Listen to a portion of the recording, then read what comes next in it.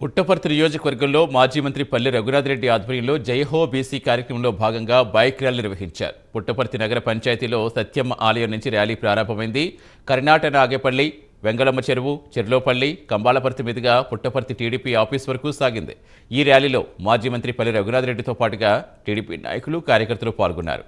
ఈ bike rally Telugu తమ్ముళ్లలో రెట్టింపు ఉత్సాహం ఇచ్చింది.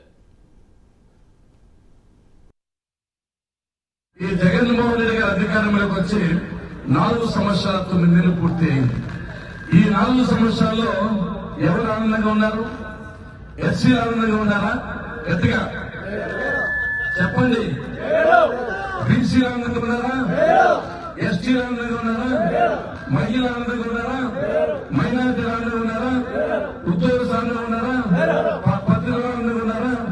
యువత ఆనందంగా ఉన్నారా? విద్యార్థులు ఆనందంగా ఉన్నారా? విజయం ఆనందంగా ఉందా? షర్మిలం ఆనందంగా ఉందా? ఎవరు ఆనందంగా ఉన్నారు? ఒక జగన్మోహన్ మాత్రం ఆనందంగా ఉన్నారు. అన్ని వర్గాల ప్రజలకు నరకం అంటే ఏమిటని ప్రత్యక్షంగా చూపించారు.